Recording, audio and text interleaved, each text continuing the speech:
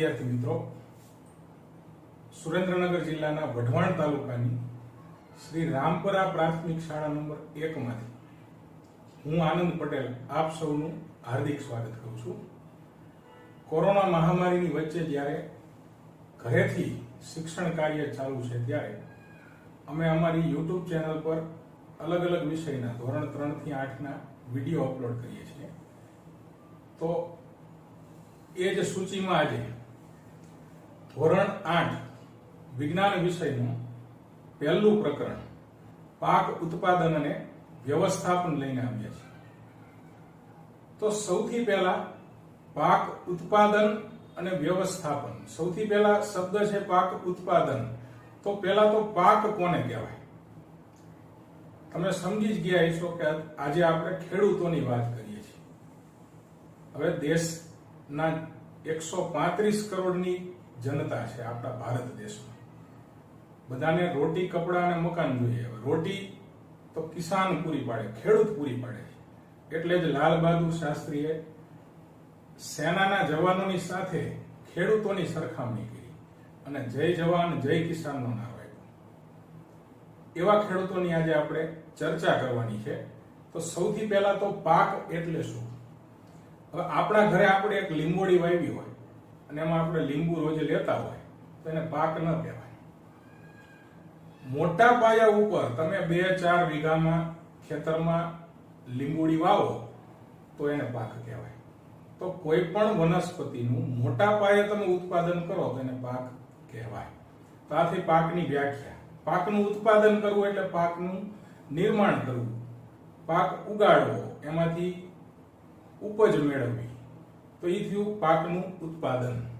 હવે વ્યવસ્થાપન એટલે શું? જે પાક તમે લઈ લીધો, જે અનાજ હોય કે કપાસ હોય કે કોઈ ફળ હોય, એ લઈ લીધા બાદ એનો સંગ્રહ કરવો, એની વહેંચણી કરવી, જરૂરી પ્રજા સુધી એને પહોંચાડવું, આ બધી બાબતો છે એ વ્યવસ્થાપનમાં। કે આપણે કોઈ ફળ ઉગાડી દીધું, ખેતરમાંથી લઈ લીધું, પછી એને માર્કેટમાં આપણે વેચવા જઈશું તો ફળ છે એ સીધા માર્કેટમાં જતા હોય, પણ અમુક વખતે એક જ સાથે, માની લો કે ટમેટા છે એક જ સાથે આવી જાય તો એને આપણે કોલ્ડ સ્ટોરેજમાં રાખવા પડે। કોલ્ડ સ્ટોરેજ એટલે શીતાગાર, કે જ્યાં મોટા મોટા ફ્રીજ રાખેલા હોય, ખૂબ ઠંડક રાખેલી હોય જેથી ટમેટા બગડે નહીં। અને પછી જ્યારે જે જૂના ટમેટા પૂરા થાય ત્યારબાદ એ કોલ્ડ સ્ટોરેજમાંથી ટમેટા અને બટેકાને બધું આપવાનું હોય। તો આ બધી વ્યવસ્થા સરકાર કરતી હોય છે। તો પાક ઉત્પાદનમાં સૌથી પહેલા તો પાકના 2 પ્રકારોની આપણે આજે ચર્ચા કરવાની છે, ખરીફ પાક અને રવિ પાક।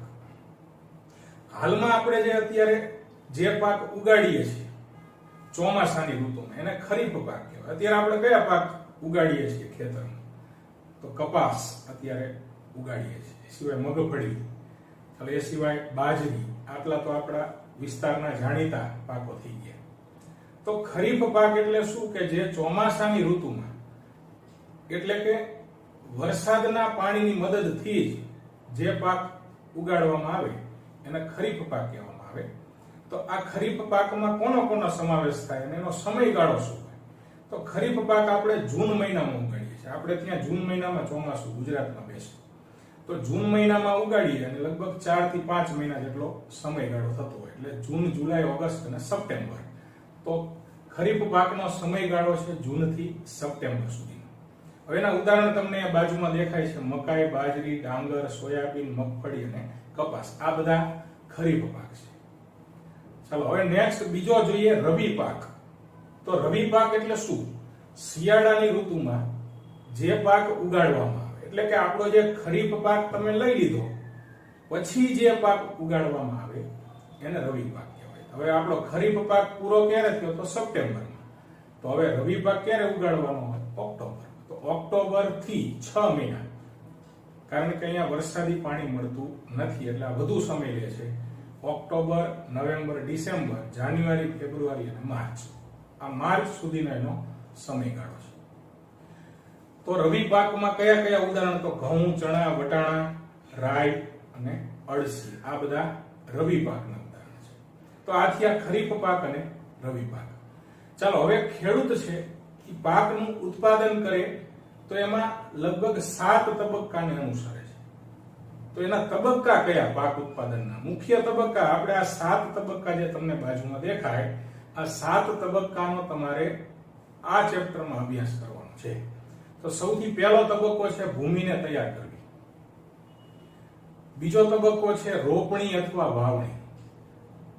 વાવણી એટલે ખ્યાલ આવે કે આપણે બીજ છે જમીનમાં વાવી દઈએ તો એને આપણે વાવણી કહીએ છીએ અથવા રોપણી કહીએ છીએ. રોપણી કોને કહેવાય? કે નાના નાના છોડ તમે રોપો, નાના નાના રોપા લઈ આવો અને રોપો તો એને રોપણી કહેવાય. બાગાયતી ખેતી હોય, ફળની ફૂલની ખેતી, એમાં ખાસ કરીને રોપા રોપવાના હોય અથવા કલમ રોપવાની. કલમ એટલે કોઈ ડાળીનો ત્રાસો કાપેલો ભાગ, એને કલમ કહેવાય. તો વાવણી કર્યા પહેલા તમારે જમીનને તૈયાર કરવી પડશે. એટલે પહેલો તબક્કો ભૂમિને તૈયાર કરવી, બીજો વાવણી, ચલો ત્રીજો છે ખાતર આપવું, એને આપણે ખાતર આપવું પડે પાકને. ચોથું છે સિંચાઈ અથવા પાણી આપવું પડે. વરસાદ હોય ત્યાં સુધી વાંધો નથી, વરસાદ બાદ જ્યારે પાણીની ખેંચ પડે, ક્યારેક વરસાદ ન થાય, લંબાઈ જાય, ત્યારે વચ્ચે આપણે પાણી આપવું પડે કૃત્રિમ રીતે, તો એને સિંચાઈ કહેવાય. એના પછી નીંદણથી રક્ષણ. નીંદણ એટલે શું? પાકની સાથે જે નકામી વનસ્પતિ ઉગી નીકળે, જે બિનઉપયોગી છે, આપણને ઉપયોગી છે નહીં, એવા ઘાસ ને ખડને જે ઉગી નીકળે એને નીંદણ કહેવાય. તો એ નીંદણ કાઢવું પડે. નીંદણ નહીં કાઢીએ તો એ આપણા પાકને પૂરો સૂર્યપ્રકાશ ન પહોંચવા દે, પૂરું પાણી ન પહોંચવા દે, પૂરું ખાતર ન પહોંચવા દે, જેથી તમારા પાકનો વિકાસ સારો થાય નહીં. એટલે નીંદણને કાઢશું અથવા એની દવા છાંટશું. છઠ્ઠો મુદ્દો છે લણણી અથવા કાપણી. કે પાક તૈયાર થઈ જાય પછી આપણે એને દાંતરડા વડે કે હવે તો કટર વડે આપણે એની લણણી કરીએ છીએ. તો પાકને કાપવાની રીત એને કાપણી અથવા લણણી કહેવાય. અને પાક ઘરે આવ્યા બાદ છેલ્લો છે મુદ્દો પાકનો સંગ્રહ.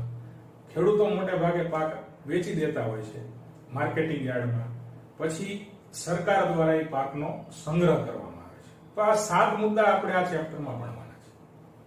હવે 7 મુદ્દા ચાલુ કરીએ એ પહેલા મને અળસિયું યાદ આવે છે કે અળસિયાને આપણે ખેડૂતના મિત્ર કહીએ છીએ. અળસિયાને આપણે ખેડૂતના મિત્ર કહીએ છીએ. હવે શા માટે મિત્ર કહેતા છું? તો અળસિયું જે છે એની ખાસિયત એવી છે કે એક તો જમીનમાં સતત ઘૂમા કરે, આટા મારે, એટલે એ જમીનને પોચી બનાવે. હવે પોચી બનવાથી શું ફાયદો થાય? જમીન જો પોચી બને તો એમાં પાણી સરળતાથી ઉતરી જાય. બીજું ભેજ ટકી રહી છે, એટલે એને ભેજ ધારણ ક્ષમતા કહેવાય. એ જમીનની ભેજ ધારણ ક્ષમતાનો વધારો કરે. એ સિવાય સેન્દ્રિય પદાર્થો ઉમેરે. હવે સેન્દ્રિય પદાર્થો એટલે શું? અળસિયા છે એ પાંદડા ખાય કે પ્રાણીઓના મળ, છાણ એ ખાય, એમાંથી નાની નાના ગોલકો બનાવે અને એનો ઝીણો ઝીણો જે ભૂકો પડે એને સેન્દ્રિય પદાર્થ કહેવાય. એટલે કોઈ પણ વનસ્પતિ હોય, પ્રાણીઓના મૃતદેહ હોય કે પ્રાણીઓના મળમૂત્ર હોય, આના જે ઝીણા ઝીણા ભૂકા બને એ સેન્દ્રિય પદાર્થ કહેવાય. એ ખાતરનું કામ કરે છે, એ આપણા પાક માટે સારું. એ સિવાય અમુક કીટકો છે એનો નાશ કરશે. એ સિવાય ઓછી જમીન બનશે, સેન્દ્રિય પદાર્થ ઉમેરાય છે એટલે અમુક જરૂરી બેક્ટેરિયા જમીનમાં આવશે. તમને બેક્ટેરિયા આવે એટલે શબ્દ અઘરો લાગે. હમણાં આપણે વાયરસ, કોરોના વાયરસ જોયો એટલે બેક્ટેરિયા શબ્દ અઘરો લાગે, પણ બધા બેક્ટેરિયા છે એ નુકસાનકારક હોતા નથી. અમુક બેક્ટેરિયા છે એ ફાયદાકારક પણ હોય છે. તો આવા ફાયદાકારક બેક્ટેરિયા છે એનું જમીનમાં સંગ્રહ થઈ છે, એનો ઉછેર થઈ છે જો જમીન ઓછી અને સેન્દ્રિય પદાર્થો યુક્ત થઈ છે તો. આમ અળસિયા છે એ ખેડૂતને મદદ કરે છે, એટલે અળસિયાને ખેડૂતના મિત્ર કહેવામાં આવે છે. ચાલો હવે 7 તબક્કા પૈકી સૌથી પહેલા તબક્કાની આપણે વાત કરીએ કે ખેડૂત છે સૌથી પહેલા જમીનને તૈયાર કરે છે, ભૂમિને તૈયાર કરે છે. તો કેવી રીતે તૈયાર કરે છે? એની મદદથી તૈયાર કરે. શા માટે તૈયાર કરે?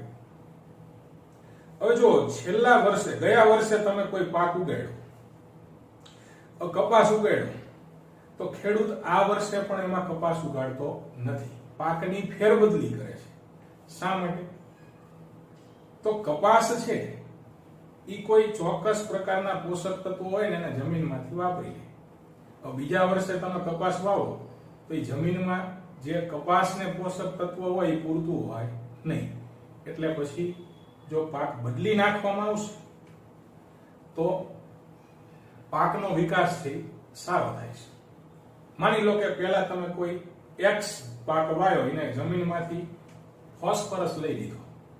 હવે તમે પાછો એક્સ પાક વાવશો તો એને પૂરતો ફોસ્ફરસ મળશે નહીં. પણ જો તમે વાય પાક વાવશો તો એને નાઇટ્રોજનની જરૂર છે તો એ નાઇટ્રોજન વાપરશે. તો આમ અલગ અલગ પ્રકારના પાક વાવવાથી, ફેરબદલી કરવાથી પોષક તત્વો ટકી રહેતા હોય છે. હવે ખેડૂત શું કરે? પાક તો બદલાવે, પણ નવો પાક વાવ્યા પહેલા એ પાક જમીન જે છે જમીનને ઉપર નીચે કરે. ઉપર નીચે કરવાનો ફાયદો શું કે ભાઈ ગયા વર્ષે જે પાક હતો એને ઉપલી જમીનના થોડાક સેન્ટીમીટર સુધીના પોષક તત્વો ખેંચી લીધા. તો તમે જમીનને ઉપર નીચે કરી નાખો એટલે નીચેની જે ફળદ્રુપ જમીન છે એ ક્યાં આવી જશે? ઉપર આવશે. તો આ ઉપર નીચે કરવા માટે, જમીનને ઉપર નીચે કરવા માટે ખેડૂત છે હળનો અથવા દાંતીનો ઉપયોગ કરે. હળ એને ઇંગ્લિશમાં પ્લાવ કહેવાય. હવે હળ હાક પહેલા તો બળદની મદદથી હળ, લાકડાના હળ છે એ ઉપયોગમાં લેવામાં આવતા. કે લાકડાના હળથી જમીન છે એ ખેડ કરવામાં આવતું. જે જમીન ઉપર નીચે કરે છે એને ખેડ કહેવામાં આવે. તો અહીંયા બે હળ તમને દેખાય છે, લાકડાનું હળ અને લોખંડનું હળ. તો લાકડાનું હળ અને લોખંડનું હળ જે છે એ બંને, પહેલા લાકડાનું હળ વપરાતું અને હવે છે લોખંડનું હળ ટ્રેક્ટર સાથે જોડવામાં આવે છે. તો હળની મદદથી છે જમીનની ખેડ થાય છે, જમીન પોચી બનશે, ઉપર નીચે થઈ છે. એટલે નવો જે પાક ભવિષ્યમાં વાવવાનો છે એને પૂરતું પોષણ મળશે. ચલો, હવે બહુ ઊંડી ખેડ ન કરવી હોય તો એના માટેનું બીજું યંત્ર છે દાંતી. દાંતી અથવા એને કહેવાય કલ્ટીવેટર. તો કલ્ટીવેટર અત્યારે આપણે ગામમાં જોયા જ છે, જેને આપણે કલ્ટી કહીએ છીએ. તો એ ટ્રેક્ટરની પાછળ જોડવાના હોય. આમાં તમને બે કલ્ટીવેટર દેખાય. એમાં એક લાલ રંગનું કલ્ટીવેટર છે ઉપર, એ સામાન્ય કલ્ટીવેટર છે જે આપણે જોયેલું છે. નીચે જે લીલા કલરનું છે એ આધુનિક નવું આવેલું કલ્ટીવેટર છે. એ આપણા વિસ્તારમાં બહુ દેખાતું નથી, પણ ભવિષ્યમાં એવા કલ્ટીવેટર પણ આપણે આવશે. હવે આ કલ્ટીવેટરનું કામ શું છે? એ પણ ખેડ જ કરે, પણ હળ જેટલી ઊંડી ખેડી કરી શકતું નથી. કલ્ટીવેટર છે જમીન, થોડીક જ જમીન છે એને ખેડે છે, એમાં લીટા પાડે છે, બહુ ઊંડી ખેડી કરતું નથી. તો આ થઈ હળ અને દાંતીની વાત કે જે જમીનને તૈયાર કરવા માટે વાપરવામાં આવે છે.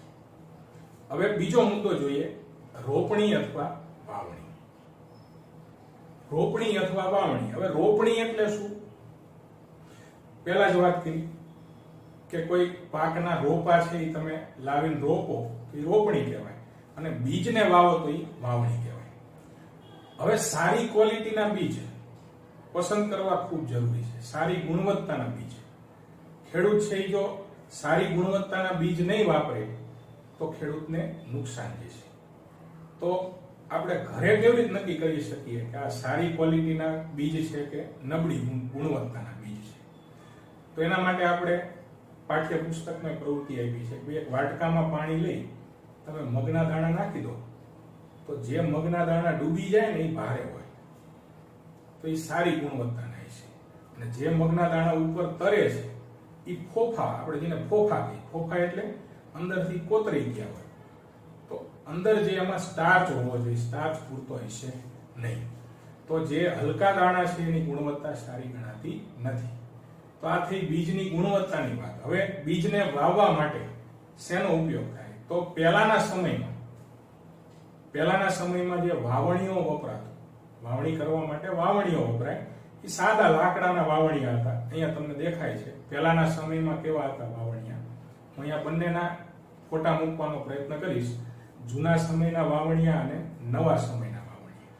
તો એમાં એક ઉપર ગળણી જેવું હોય, નીચે એક નળી જતી હોય, અને ઉપરથી બીજ નાખો તો એ નળી દ્વારા નીચે પડતા જતા. નીચે એક દાંતી જેવું હોય કે જમીનને ખોતરતું જાય, અમુક ઊંડાએ બીજ પડી જાય અને પાછી જે જમીન છે એ બુરાતી જાય. જો હવે આ વસ્તુ બહુ મહત્વની, તમે ખાડા કરતા જશો, બીજ નાખી દેશો, અને ઉપર માટી નહીં વાળો તો શું થાય? અમુક વાવણી કરે ને એમાં પાછળ લાકડાના પાટિયા બાંધે. એનાથી શું થાય કે લીટા પડતા જાય, અંદર બીજ વવાતા જાય અને પાછળ માટી ઢંકાતી જાય. માટી નો ઢાંકો તો ચકલા છે, કોઈ કીટકો છે, એ આ બીજને ખાઈ શકે, તો એ નુકસાન થઈ શકે. એટલે બીજને ઢાંકવા પણ જરૂરી છે. અમુક ઊંડાઈએ જ એને વાવવાનો, બહુ ઊંડા નથી લઈ જવાના, તો એની ઊંડાઈ પણ ફિક્સ હોય. તો જૂનો વાવણીઓ છે લાકડાનો. હાલમાં આપણે લેટેસ્ટ આધુનિક સમયમાં લોખંડના વાવણીયાનો ઉપયોગ કરીએ છીએ. એમાં પણ આ જ રીતની સિસ્ટમ હોય, નળી હોય, દાંતા હોય નીચે. તો આ થઈ વાવણીની વાત. તો વાવણીનો સમય ચોક્કસ હોવો જોઈએ, ચોક્કસ ઊંડાઈએ વાવણી કરવાની છે. બીજું કે તમે બે ચાસ જે રાખો છો એમાં માપસરની જગ્યા રાખવાની, કે બે બીજ વચ્ચે માપસરનું અંતર હોવું જોઈએ. તમે બહુ નજીક બી વાવો તો વધુ ઉત્પાદન થાય એવું નથી. તમે નજીક બીજ વાવશો તો શું થાય કે જે જમીન છે એમાંથી જે એને પોષણ મળવાનું છે, બીજું તમે ખાતર આપવાનો છો, પાણી આપવાનો છો, એ બધાને પૂરતું મળે નહીં. એટલે આપણે બે ચાસ વચ્ચે જગ્યા રાખી છે, એટલે અમુક અંતર સુધી જમીનનો પોતે ઉપયોગ કરી શકે. તો વાવણીમાં બે ત્રણ વસ્તુ ધ્યાનમાં લેવાની હોય કે યોગ્ય સમયે વાવણી કરવાની હોય, બીજું સારી ગુણવત્તાના બીજ લેવાના હોય, ત્રીજું કે વાવણી કરો ત્યારે ચોક્કસ ઊંડાઈએ વાવણી થવી જોઈએ અને બે બીજ વચ્ચે યોગ્ય અંતર જળવાવું જોઈએ. તો આ થઈ રોપણી અથવા વાવણીની વાત. ચાલો હવે ત્રીજો મુદ્દો જોઈએ, ખાતર આપવું. ખાતર આપણે જેમ ખોરાકની જરૂર પડે એમ વનસ્પતિને ખાતરની જરૂર પડતી હોય છે. તો ખાતરની અંદર બે પ્રકારના ખાતર આવે, કુદરતી ખાતર અને કૃત્રિમ ખાતર. તો કોને કુદરતી ખાતર કહેવાય અને કોને કૃત્રિમ ખાતર કહેવાય? તો કુદરતી ખાતરના ઉદાહરણ છે છાણિયું ખાતર, જે આપણે ખાસ કરીને ઉકરડા જે કરીએ છીએ કે પ્રાણીઓના જે ગાય ભેંસ આવા જે પ્રાણીઓના મળ છે, છાણ છે, એનો સીધો આપણે ખેતરમાં ઉપયોગ કરીએ છીએ અને છાણિયું ખાતર કહેવાય. એ કુદરતી રીતે બને છે, એમાં કોઈ કેમિકલ આપણે નાખતા નથી. એના પછી બીજું છે કમ્પોસ્ટ ખાતર. કમ્પોસ્ટ ખાતર કેવી રીતે બને કે યોગ્ય માપનો એક ખાડો કરવામાં આવે, એમાં છાણની સાથે વનસ્પતિના પાંદડા પણ નાખી શકાય, ડાખરા નાખી શકાય, છાણ મળમૂત્ર નાખી શકાય. પછી એમાં પાછું માટીનું એક પડ બનાવવામાં આવે, વળી પાછું છાણનું ને પાંદડાનું પડ કરે, પાછું માટી નાખે, પાછું છાણ, આવી રીતે અલગ અલગ સ્તર બનાવે. પછી એમાં પાણી નાખે અને ખાડાને દાટી દે. દાટી દે એટલે અંદર બેક્ટેરિયા ઉત્પન્ન થાય. આપણે છાણ હોય તેમાંથી વાસ આવે, વાસ બેક્ટેરિયા લીધે આવે. પછી બેક્ટેરિયા છે એ ખાતરને વ્યવસ્થિત મિક્સ કરશે, પછી એને ખોલી નાખવામાં આવે, વળી પાછી બીજી વાર આને આ પ્રક્રિયા કરવામાં આવે. આવી રીતે કમ્પોસ્ટ ખાતર તૈયાર થાય. તો એમાં પાંદડાનો ભૂકો, ડાખરાનો ભૂકો, આવું બધું નાખી શકાય. તો આને કમ્પોસ્ટ ખાતર કહેવાય. ત્રીજું છે વર્મી કમ્પોસ્ટ ખાતર. અળસિયા દ્વારા જે ખાતર બને, અળસિયા દ્વારા ખાતર કેવી રીતે બને? એમાં પાંદડા હોય, છાણ હોય, આવી બધી વસ્તુ નાખીને તમે એમાં અળસિયા નાખી દો અને અમુક સમય સુધી રહેવા દો, તો એને કોતરી ઝીણો ઝીણો ભૂકો કરશે. એને વર્મી કમ્પોસ્ટ ખાતર કહેવાય. પણ એમાં ખાસ ધ્યાન રાખવું, આપણે ઘરે જો વર્મી કમ્પોસ્ટ ખાતર બનાવતા હોય, અળસિયાનું ખાતર, તો એમાં લીંબુ છે, વિનેગર આવે ખાટું, આવું ખાટી વસ્તુ છે, દૂધ છે, મીઠાઈ છે, આવું નહીં નાખવાનું.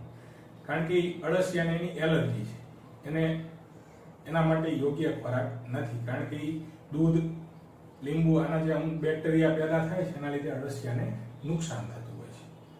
તો આ રીતે વર્મી કમ્પોસ્ટ ખાતર બને. આ ત્રણેય કુદરતી ખાતર છે. એમાં સૌથી શ્રેષ્ઠ હોય તો અળસિયાનું ખાતર, બીજા નંબરે કમ્પોસ્ટ ખાતર, ત્રીજા નંબરે છાણિયું ખાતર. તો આ થઈ કુદરતી ખાતરની વાત. હવે જોઈએ કૃત્રિમ ખાતર. કૃત્રિમ ખાતરમાં જે કારખાનામાં બનાવવામાં આવે અને આપણે જે ખાતરની કોથળીઓ લાવીએ છીએ, એ કૃત્રિમ ખાતર છે કે જે ખેતરમાં નથી બનતું, એ કારખાનામાં બને છે. તો કૃત્રિમ ખાતર છે એમાં ખાસ કરી નાઇટ્રોજન, ફોસ્ફરસ અને પોટેશિયમ આ સિવાય સલ્ફર હોય, પણ મુખ્ય 3 તત્વો પાકને જોઈએ: નાઇટ્રોજન, પોટેશિયમ અને ફોસ્ફરસ. તો અલગ અલગ નામ છે આમાં. યુરિયા છે, એમોનિયમ નાઇટ્રેટ છે, એમોનિયમ ફોસ્ફેટ છે, એમોનિયમ સલ્ફેટ છે, સુપર ફોસ્ફેટ છે. તો સુપર ફોસ્ફેટ માંથી ફોસ્ફરસ મળે, નામ ઉપરથી ખ્યાલ આવે. એમોનિયમ નાઇટ્રેટ અને યુરિયા છે એમાંથી નાઇટ્રોજન મળે. પછી એક છે એનપીકે ખાતર. એનપીકે એટલે શું? એન એટલે નાઇટ્રોજન, પી એટલે પોટેશિયમ અને પી એટલે ફોસ્ફરસ અને કે એટલે પોટેશિયમ. તો આ 3 તત્વો છે એ ખાસ પાકને જરૂર હોય છે. તો આ થયા કૃત્રિમ ખાતર. હવે આપણે કુદરતી ખાતર અને કૃત્રિમ ખાતર વચ્ચેનો શું તફાવત છે, શા માટે આપણે કુદરતી ખાતર જ વધારે વાપરવું જોઈએ, એની વાત કરીએ. તો હવે કૃત્રિમ ખાતર અને કુદરતી ખાતરમાં શું તફાવત છે? કૃત્રિમ ખાતર છે એ માનવ નિર્મિત છે અને અકાર્બનિક છે. કાર્બનિક કોને કહેવાય? કે કોઈ પણ વનસ્પતિ હોય અથવા કોઈ પ્રાણીઓના શરીરના જે ભાગો છે એ બધા કાર્બનિક સંયોજનો છે. તો જે કારખાનામાં બને છે કૃત્રિમ ખાતર, ટૂંકમાં કૃત્રિમ ખાતર છે એ માનવ સર્જિત છે, માનવ દ્વારા બનેલું છે. અને કુદરતી ખાતર છે એ કુદરતી રીતે છાણ, પ્રાણીઓના મળમૂત્ર અને વનસ્પતિમાંથી બનેલું કાર્બનિક પદાર્થો છે. કૃત્રિમ ખાતર કારખાનામાં બને અને કુદરતી ખાતર ખેતરમાં જ બની શકે, ખેતરમાં અથવા ઘેર બની શકે, કારખાનાની જરૂર પડતી નથી. એના પછીની વાત છે કે કૃત્રિમ ખાતર તમે જો નાખો, યુરિયા છે, એનપીકે છે, પોટાશ છે, આવા બધા ખાતર જો તમે વાપરશો તો એમાં જમીનને નાઇટ્રોજન, ફોસ્ફરસ ને પોટેશિયમ, એનપીકે પ્રચુર માત્રામાં મળે. કુદરતી ખાતરમાં એનપીકે પ્રમાણમાં ઓછું મળે. પણ સેન્દ્રિય પદાર્થો જે છે એ કૃત્રિમ ખાતરમાં હોતા નથી. જ્યારે કુદરતી ખાતરમાં એ સેન્દ્રિય પદાર્થો હોય કે જે સડતા પદાર્થો છે, જે લાંબા ગાળા સુધી તમને જે પાક છે એને પોષણ આપશે. તો અમુક ફાયદા પણ છે, અમુક ગેરફાયદા પણ છે. તો કુદરતી ખાતર હવે શા માટે આપણે વાપરવું પડશે? તો હાલના સમયમાં કૃત્રિમ ખાતરનો આડેધડ ઉપયોગ ચાલુ થઈ ગયો છે. એના લીધે શું થાય છે કે જમીનનું પ્રદૂષણ વધી ગયું છે. તો કુદરતી ખાતરના ફાયદા શું? તો પહેલું તો એ જમીનની ભેજ ધારણ ક્ષમતા વધારે.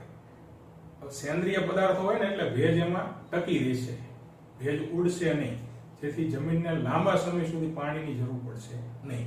બીજું, એ જમીનને પોચી બનાવે, છિદ્રાળુ બનાવે, જેથી વાયુઓનો વિનિમય થઈ શકે. વાયુ વિનિમય એટલે શું? કે ઓક્સિજન અને કાર્બન ડાયોક્સાઇડ વાયુની આપલે થઈ શકે. જેમ આપણે જરૂર પડે છે ઓક્સિજનની, એવી જ રીતે વનસ્પતિના મૂળને પણ ઓક્સિજનની જરૂર પડે. તો છિદ્રાળુ જમીન હશે તો એમાં સરળતાથી ઓક્સિજન અને કાર્બન ડાયોક્સાઇડ જેવા વાયુઓ આપલે થઈ શકે, પસાર થઈ શકે. ત્રીજું છે ઉપયોગી બેક્ટેરિયા, ઉપયોગી સૂક્ષ્મ જીવો વધશે. આવો સડેલો અને એવો કચરો હશે તો એમાં બેક્ટેરિયાઓ છે એનું પ્રમાણ વધશે, જેથી પાકને ફાયદો થશે. બિનઉપયોગી નહીં, ઉપયોગી બેક્ટેરિયા વધે. એના પછી જમીનનું બંધારણ સુધારે, બંધારણ એટલે એનું સ્ટ્રક્ચર સુધારે, પોચી બનાવે. બીજું, જમીનની ફળદ્રુપતા વધારશે, કે જમીનને વધુને વધુ ફળદ્રુપ બનાવશે. અને છેલ્લું ખાસ અગત્યનો મુદ્દો છે કે કુદરતી ખાતર છે જમીનનું પ્રદૂષણ છે એ અટકાવે છે. એટલે ખાસ હાલના સમયની ઉપયોગી બાબત હોય તો કુદરતી ખાતરની મહત્વની બાબત એ કે જમીનનું પ્રદૂષણ થવા દેતું નથી. સાથે સાથે પાણીનું પ્રદૂષણ પણ નહીં થાય. ઘણીવાર ખાતર જે જમીન ઉપર વધારાનું પડ્યું હોય, કૃત્રિમ ખાતર, એમાં વરસાદનું પાણી વહે, એ પાણી નદી તળાવમાં જાય અને છેવટે એવું જ પાણી પીવામાં આવે કેમિકલ વાળું. તો જમીનનું પણ પ્રદૂષણ થાય છે, સાથે સાથે પાણીનું પણ પ્રદૂષણ કૃત્રિમ ખાતરથી થાય છે, કુદરતી ખાતરમાં થતું નથી. તો આ વિડીયોમાં આટલું જ. નેક્સ્ટ જે મુદ્દા છે ખાતર પછીના, પાણી આપવું એટલે કે સિંચાઈનો મુદ્દો છે, એના પછી નીંદણને દૂર કરવાનો મુદ્દો છે, લણણીનો મુદ્દો છે અને ખોરાકનો સંગ્રહ કરવાનો મુદ્દો, એ બીજા વિડીયોમાં આપણે જોઈશું. નમસ્કાર.